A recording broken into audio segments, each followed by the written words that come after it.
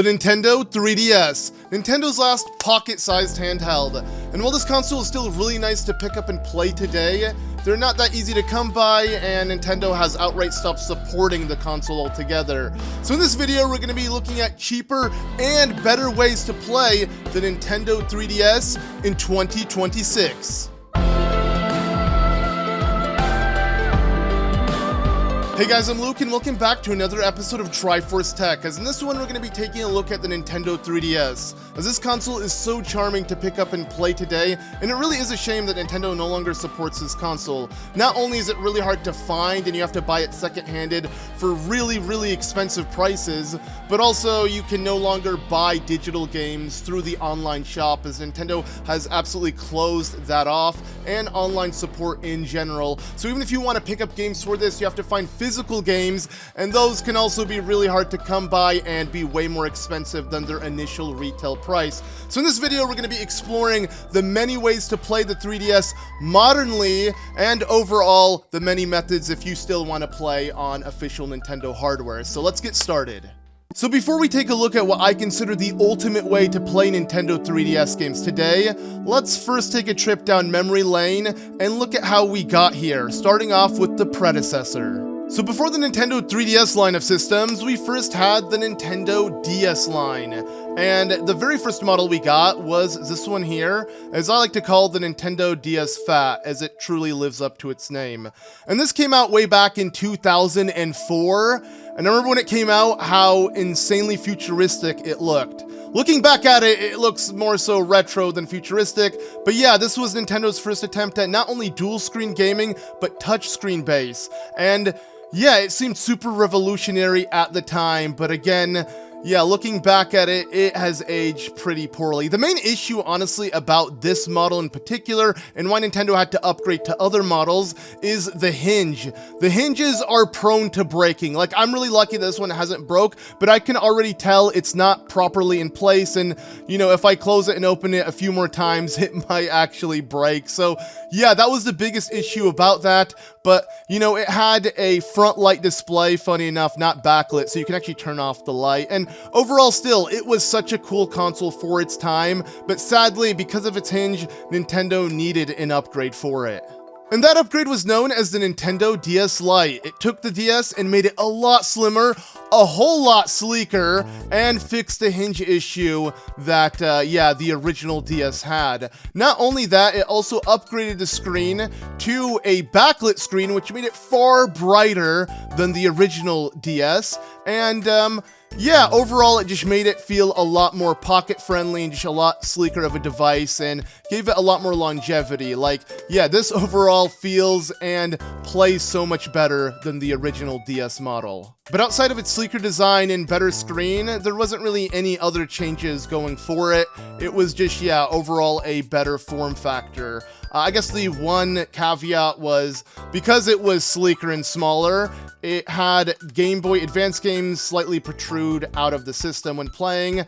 At least you were still able to play Game Boy Advance games. That was super cool, with it being its predecessor and this being the successor. Being able to have it backwards compatible was such a nice touch. Sadly, this doesn't apply for the later upgrades of the DS.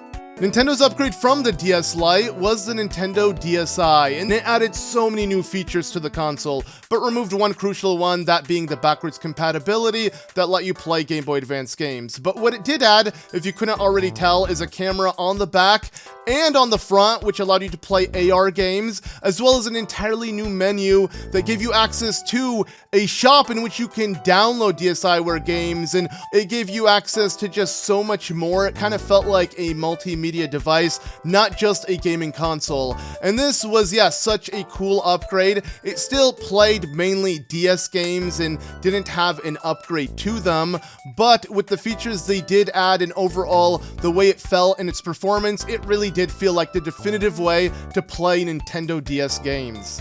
And while the DSi was the last upgrade the DS line got until the Nintendo 3DS, we got a bigger version of the DSi, that being the DSi XL. And as you can tell, yeah, it really is an XL DSi. This is definitely way more comfortable for me when it comes to my giant paws. But overall, yeah, it pretty much is just a bigger, better DSi.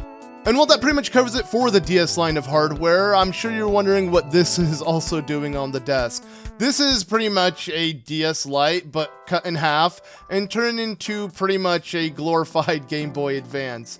Yeah, it's for those who just want to play Game Boy Advance games, but on a DS hardware. It makes it really convenient if you want to add an R4 card and mainly play Game Boy Advance games off of it, or playing, you know, one-screened DS games, as there are a bunch of DS games that only use the bottom screen, so technically you can get away with a few DS games as well, but I mainly modded this for my Game Boy Advance games, as yeah, it's pretty much a sleeker Game Boy Advance, and with the beauty of the, you know, original and the Lite being able to play actual cartridges, I can choose between the two if I want to use emulation or the real deal. I felt like I had to show this off just because technically it is a DS. Now let's move on to Nintendo 3DS and its giant family of systems. And the very first model that ever came out was this one way back in 2011. And I have to say, this is honestly Nintendo's most premium looking 3DS. Yes, the very first model. It really did seem like Nintendo tried to cut costs with each and every single iteration after, and it really is a shame because, yeah, I love how the 3D actually has a light that glows. The screen is not the best, but overall looks really nice with that front glass display, just kind of making it look seamless and sleek. And overall, yeah, it was just a really nice looking device. But later down the line, we got many different upgrades. Now I say upgrade, but it actually was more so of a downgrade, as yeah, Nintendo really wanted to make a cheaper, cost-effective version of the 3DS, that being the 2DS. So instead of even having a hinge for the two screens and being able to protect it, you just got the screens open up for you. It's an open face 3DS. It's really weird. I think after Nintendo released the 2DS, they realized a lot of fans don't care about that signature 3D feature the 3DS has. So they ended up making a different line of the 2DS, being the 2DS XL, which pretty much takes the clamshell form factor of the 3DS and DS, and yeah, it just gives you a 3DS without the 3D. Now moving on from there, and very similar to how the Nintendo DS, even though it got a overhaul in its shell and design, got an even better performing version, that being the DSi, the 3DS line also had a similar kind of upgrade. So going from the 3DS and 2DS, we eventually got the new 3DS. And when I say new, I don't mean it's a newer version of the 3DS. It is literally called New 3DS. That is the name Nintendo gave this console. Now, what exactly the new 3DS offered in comparison to the original 3DS and 2DS was the fact that it could play new 3DS games, which essentially were games that would not run properly on a regular 3DS or 2DS. And yeah, you needed a little bit more computing power, and it would give it the edge to play a game like Xenoblade Chronicles, a Wii game that was ported to, yeah, the new 3DS. Not only that, it also allowed you to play certain virtual console games that weren't playable on the 3DS or 2DS, like the SNES. But the main new feature the new 3DS added was this weird circle pad. I like to call it just the nipple. I don't know why, but yeah, it has a really weird texture to it, and you don't really feel like you're moving it. It's just kind of like rubbing your thumb against it, and yeah, it will give you pretty much a C-stick, which for certain games that could utilize the new 3DS feature, yeah, you would have free camera control like Majora's Mask 3D. This feels so much better than playing on an actual 3DS or 2DS, because yeah, you're given free camera control. It's pretty nice. And of course, Nintendo couldn't just stop with just a normal new 3DS. I mean, they had to make the new 3DS XL, which, yeah, is, again, just an XL version of the new 3DS. And speaking of XL versions, Nintendo also did release an XL version of the original 3DS, but I don't have that with me, so just imagine this one, but less new. and of course missing that little nipple. And yeah, the new 3DS XL has to be my preferred way to play 3DS games if you want to play on actual Nintendo hardware, because again, the form factor with it being much larger than a regular 3DS, and yeah, overall having the new features, it makes it overall the best choice if you want to play again on official Nintendo hardware and nothing else. But okay, now that we've taken a look at all the Nintendo 3DS variants and gotten a little history on it, now let's take a look at a more modern way to play them in 2026. But before we take a closer look at my definitive and preferred way to play 3DS games, let's first take a closer look at how we can improve our experience on official hardware. Because, yeah, of course, if you do have a 3DS laying around, you don't want to put it to waste. I mean, again, these consoles age pretty well. I could still pick it up today and want to play it. The only drawback would be the fact that it has a proprietary charger, but that's the only issue. If you bring that with you, then overall this is still a really nice and sleek device that you can easily fit in your pocket, and again, it has an endless library of games that you can play. But as mentioned earlier, trying to find games on a 3DS isn't going to be easy anymore, as the 3DS is discontinued and games are no longer manufactured for it, so you're gonna have to buy everything second-handed, and trying to find the game you want could be really expensive, far more than what the retail price would have ever been, and yeah, that alone will discourage you from wanting to even play 3DS games to begin with, especially with the fact that you can't go download them from Nintendo themselves, as Nintendo completely closed off the eShop, pretty much rendering the console completely useless for those who wanted to have a digital library of games. But obviously, don't fret, because there is a solution around this. I mean, if you couldn't tell, I have quite the large library of games, right? And yeah, trying to get this all on the eShop would not only be beyond expensive, but impossible, because again, Nintendo no longer has an eShop available. But don't fret, you can get these games downloaded on your 3DS today even. And to do so, obviously you're going to have to hack your console. Now, I'm not going to give a tutorial on how to do that. You can easily find many ways to do it online, and if there is high demand, maybe I'll make my own tutorial in a future video. But if you do hack your 3DS console, you'll have access to HShop, and HShop pretty much gives you access to every single 3DS release that has ever came out, and yeah, you can easily download it directly from your 3DS. You don't have to plug it into a PC or anything, so any and every game you want, you can easily gain access to. Now, normally I wouldn't suggest for you to do this, but if Nintendo is not going to give us a way to get these games anymore, then this is our only option. But yeah, once you do have a hacked 3DS, it's really simple, as you just have to open up the HShop, and pretty much every single 3DS game you can imagine is at your fingertips. You can easily download each and every single one, which yeah, makes it super nice. I mean, it requires literally no effort once hacked, and yeah, you can play every and anything released on the Nintendo 3DS. So I mean, if you're happy with the overall 3DS form factor and you don't really care for the proprietary charger you have to have, and in general you're willing to hack it, then yeah, playing the 3DS modernly in 2026 is pretty nice, because again, you're given access to every and anything, and the 3DS hardware in itself hasn't aged too poorly. It still feels really nice and sleek to play in today's day and age. But hey, let's say you're like me, you want something even more powerful, something that can display games in a higher resolution than 360p. Well, luckily there is a even better option for you, and that being, of course, Android-based handhelds. Now let's move on to my absolute preferred way to play 3DS games modernly. That being with an Android-based handheld, but with the little add-on, of course. So what I'm using today is the Retroid Pocket 5 with Retroid's Dual Screen add-on, and essentially what it does is, yeah, it adds an extra display, which will make specifically 3DS games and DS games feel like it's meant to be. But of course, there are other consoles that would be a bit more, you know, fitting and better in terms of form factor. The main one I'm thinking of is the AYN Thor. I feel like that's the main go-to when someone wants to suggest a 3DS or DS handheld emulator console, as I really feel like it took the retro handheld world by storm, because it really is a perfect embodiment of a modern 3DS. Another example would be Aya Neo's Pocket DS, but that is even more expensive than the Thor, and overall, Aya Neo has a really bad track record when it comes to shipping their stuff, so I wouldn't buy something that expensive from them.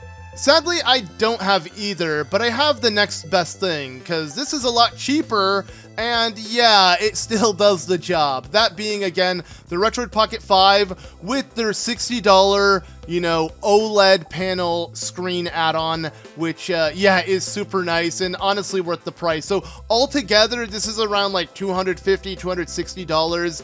If you add this grip, yeah, maybe another additional $10, but overall, you can pretty much get this entire set and spend probably less than trying to get a second-handed 3DS, because yeah, these have skyrocketed in price, and honestly, I think this is overall way better, way more comfortable, and will look and feel so much better, but also, again, will be cheaper if you're willing to kind of not have an official Nintendo product. But yeah, why is this my preferred way to play 3DS games? Well, outside the ergonomics, which already feels so much better than any 3DS could, yeah, the main reason, of course, is the fact that we have a much better chipset than any 3DS or new 3DS could ever imagine. And because of that, we can actually upscale the games and make them look so good. Obviously, you may notice that this screen doesn't have a 3D slider. We can't view the game in 3D, but I'd much rather give 3D away and have HD, because yeah, this will now let us upgrade and upscale our game to actual HD resolution, which is so nice to see 3DS games on, because yeah, the 3DS really suffered from having super low resolution, literally like 360p. It looks so pixelated, and so many games will benefit from an upscale, and having an emulator upscale it, yeah, it's like night and day. It is absolutely beautiful. But of course, the upscale isn't the only thing we're getting as a benefit visually. We also get OLED screens. I mean, look at how vibrant and beautiful that looks. Yeah, the blacks are completely dark. You can't even see if you're in the darkness. So literally, it would just be Majora's Mask and Happy Mask Salesman emanating from the screen. It looks so damn good. Literally, 3DS games never looked better. Again, with the upscale, the OLED panel, the vibrancy that you get, yeah, it's really hard to go back after playing on something like this. And of course, we also get much more comfortable ergonomics. I mean, having actual LNR triggers to press is so much nicer. And of course, just the grip in general, being able to add it. And of course, you're not limited to just a Retroid Pocket 5. Like I mentioned, there are many other with dual screen, but also you can apply this dual screen add-on to other Android emulation devices. So you're given so many options. Whatever form factor fits you best, you can use. But yeah, in general, having this kind of form factor and not like the flat 3DS vibe is so nice. Everything about it, it just, yeah, it feels right. I can play 3DS games endlessly, even though I do lose the portability aspect, especially with a device this big and insane looking. I'd much rather play 3DS games on this if I'm gonna get HD, OLED, again, better comfortability when it comes to playing the game. Yeah, there's really nothing in terms of compromises if, again, the 3D is that important to you. That's the only thing you're sacrificing. But again, Nintendo was willing to sacrifice that with the 2DS line of consoles. But of course, it's not all sunshine and rainbows. There are a few caveats, and the main issue is you're emulating things, right? So things aren't going to run exactly as they would on an actual 3DS. There is going to be slowdowns, and some games might have major performance issues. So yeah, depending on the game, it may vary, and depending on how powerful your device is, it will depend on whether or not you can actually run the game. Luckily, for the most part, most games do run pretty fine on this, and if there is any dips, it's usually temporary, and after it builds up shaders, usually won't have it happen again. So yeah, a lot of games I'll find myself when first playing seeing a lot of dips and lag, but the more I play it, the better it runs. Now, let's say you do have an Android-based device, but you don't have a second screen, or you don't really care to have both screens being displayed at all times. Well, you can still do everything I mentioned exactly, except, yeah, you'll be missing out on that second screen, which really isn't that crazy. I mean, yeah, if we boot up a 3DS game, and here is a new 3DS game, luckily, again, the emulator can handle new and old 3DS games, but yeah, simply we can just swap the screen back and forth from being, you know, whether full screen or having both screens show up, or, you know, all sorts of different layouts. Like, it's really that seamless. And because of that, yeah, I'm not really saying you have to have a dual screen Android-based handheld to do this and receive all of these upgrades, but if you do have it, you really get no compromises in comparison to this, where, yeah, you were limited to just one screen. And that was the biggest issue when it came to emulating 3DS and DS games. And that's why up until now, I didn't really consider playing 3DS or DS games to be that efficient on Android-based handhelds. But again, that has all changed thanks to the idea of having dual screens on Android-based devices, because now there are no limitations. Again, I'm able to boot in with upscale again and everything, higher quality, better form factor, everything and more, with a second screen displaying what it should display. It is just so nice. I guess the only issue that some people may come across, and this is really dependent on the game, is the fact that, you know, yeah, these touchscreens aren't as sensitive and as accurate as actual 3DS and DS touchscreens, so you can't use an actual stylus, and if you do, you have to use like a, you know, one that's based off of your finger, and yeah, it's not going to be super accurate to play games like this, but overall, I mean, if that's the only compromise, I don't really care for it, because I never really liked playing games with touchscreen anyways. I mean, as you can tell, I'm literally using a Phantom Hourglass D-pad mod, so yeah, I'm outright avoiding the way the game is meant to be played. You may be wondering what this weird artifact is. It's actually just a glitch from the emulator. So yeah, some emulators, even if they'll run flawlessly, they might have some visual bugs, but overall, if you can look past these small little issues, you're not really going to notice them as much, and they're really rare as is.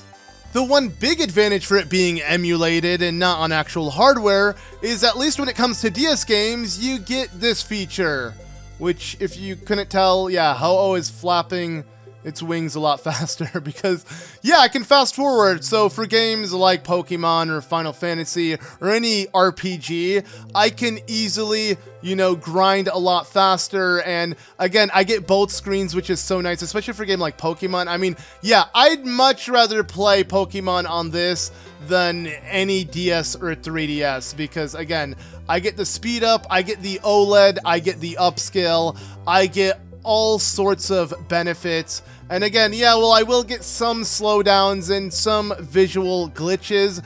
I'd much rather have that than, you know, have it take so much of my time and have the quality look so much worse. So overall, I think the compromises that you have to suffer with are worth the major advantages you get when playing on something like this. And think about it, this is just the very beginning of this new concept of dual screen Android handhelds. It hasn't even been a full year since this has really took off. So when it comes to certain programs and emulators, they're only going to get better from here. So right now we're seeing it at its worst. And I mean, already there has been so many new upgrades to this concept. The fact that we can seamlessly play 3DS and DS games on an Android-based handheld that's supposed to be mirroring the screen is so cool. And the fact that we can have Emulation Station, my favorite retro front end, have a companion app which turns, again, your retro device into a dual screen retro device. It's just so cool because, again, it's seamless. It looks absolutely badass. And this is also easy to do. And yeah, I don't want any other way. Like, this is so much better. So if things are only going to get better from here, the future is looking bright for Android-based dual screen emulation. But of course, this is just my preference and opinion. I would completely understand if you would prefer to play on actual hardware, because yeah, you won't have to deal with any slowdowns or certain games not running. And overall, again, the 3DS has aged pretty well. My main issue is just the screen resolution, so having it be in HD, to me at least, is way worth the upgrade. But I still do think that this console withstands the test of time and is still really fun to pick up today. It's just really hard to get, sadly. And as you can see, I added some grips to my new 3DS XL. Shout out to Kobe for buying this. Actually, he bought me this console way back at like a PAX convention. So Cabana Hermione, I still cherish this device if you're somehow out there, and I miss you, man. But anyways, I still do recommend playing and, you know, getting one of these if you can get one. But if, again, you might not be able to find one, or you want to kind of do some Frankenstein contraption like this is still pretty damn cool. And again, it's only going to get better and better from here. So I'm excited for the future when it comes to dual screen emulation. And yeah, if this is the worst it's already pretty damn good. But let me know what your preferred way to play DS and 3DS games. If you couldn't tell, I still have a lot of 3DSs, and this would be my everyday carry when I do go outside, because yeah, sadly, if I do really want to play 3DS games and put it in my pocket, I don't have the AYN Thor, so I can't really put this weird Frankenstein contraption in my pocket. So this new 3DS has still been my go-to. I actually never hacked it, so all the games I have on this, I have legitimately bought along with the themes and everything. So yeah, I would love for Nintendo to still be supporting the 3DS. And hell, if they were, I probably wouldn't have gone out of my way to try to make such a weird contraption. But if there really is no support anymore, then we're just gonna have to find other ways around it. And again, if you do hack your 3DS, you'll have so many more options. So yeah, I would love to know how you guys play 3DS in 2026, and if you have any other methods, let me know in the comments below. But hopefully you guys enjoyed this as much as I enjoyed making it. I absolutely love gushing about all my handhelds and everything in between, if you couldn't tell. So please let me know if there's anything else you'd like me to discuss in a future video. But that about does it for this episode of Triforce Tech. I've been Luke, and I'll see you all in the next one.